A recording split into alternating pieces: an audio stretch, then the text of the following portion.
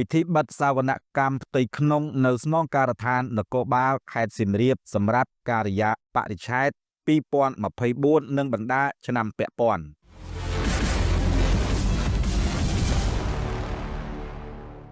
សៀមរាបនៅព្រឹកថ្ងៃទី2ខែតុលាឆ្នាំ2025នៅសាលប្រជុំស្នងការដ្ឋាននគរបាលខេត្តបានរៀបចំពិធីបិទសវនកម្មផ្ទៃក្នុងនៅស្នងការដ្ឋាននគរបាលខេត្តសៀមរាបសម្រាប់ការិយាបរិច្ឆេទ2024និងបណ្ដាឆ្នាំពាក់ព័ន្ធក្រមអធិបតីភាពឯកឧត្តមសេនីយ៍ឯកសុកសរ៉េតអគ្គនាយករងតំណាងដ៏ខ្ពង់ខ្ពស់ឯកឧត្តមសេនីយ៍ឯកងួនស្រេងអគ្គនាយកនៃអគ្គនាយកដ្ឋានសវនកម្មផ្ទៃក្នុងនិងលោកឧត្តមសេនីយ៍តូហួតសុធីស្នងការនៃស្នងការដ្ឋាននគរបាលខេត្តសៀមរាបដោយមានការអញ្ជើញចូលរួមពីឯកឧត្តមប្រតិភូអមដំណើរលោកស្រីស្នងការរងទាំងអស់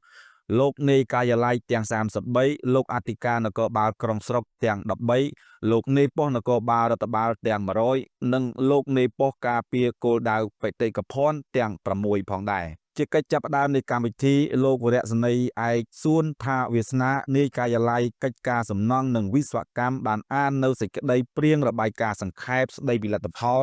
នៃការធ្វើសវនកម្មនៅស្នងការដ្ឋាននគរបាលខេត្តសៀមរាបសម្រាប់ការិយាបរិច្ឆេទ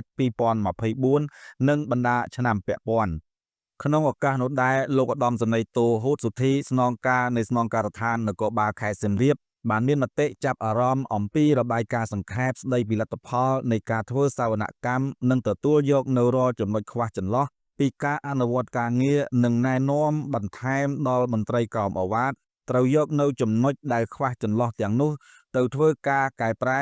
ក្នុងការអនុវត្តការងារឲ្យកាន់តែមានប្រសិទ្ធភាពនិងត្រឹមត្រូវតាមតួនាទីភារកិច្ចជាមួយគ្នានោះផងដែរឯកឧត្តមសេនីយ៍ឯកសុកសរ៉េតអគ្គនាយករងនៃអគ្គនាយកដ្ឋានសវនកម្មផ្ទៃក្នុងបានមានប្រសាសន៍លើកសរសើរនិងវាយតម្លៃខ្ពស់ចំពោះការអនុវត្តតួនាទីភារកិច្ចរបស់ស្នងការដ្ឋាននគរបាលខេត្តសៀមរាបនិងការចូលរួមចំណែកសហការក្នុងការសម្របសម្រួលជាមួយក្រុមការងារនៃអគ្គនាយកដ្ឋានសវនកម្មផ្ទៃក្នុងធ្វើឲ្យការងារសវនកម្មនេះអាចសម្រេចបានលទ្ធផលជារបាយការណ៍ប្រកបដោយភាពទទួលខុសត្រូវខ្ពស់និងមានការព្រមព្រៀងទទួលយកដើម្បីបន្តរួមចំណែកកែលម្អជាបន្តបន្ទាប់ទៀតជាកិច្ចបញ្ចប់ឯកឧត្តមសេនីយ៍ឯកបានជូនពរដល់កងកម្លាំងទាំងអស់នៃអង្គពិធីទាំងមូលមានសុខភាពល្អជោគជ័យគ្រប់ភារកិច្ចនិងទទួលបាននូវពុទ្ធពរទាំង4ប្រការគឺអាយុវណ្ណៈសុខៈពលៈកំបីឃ្លានឃ្លាតឡើយ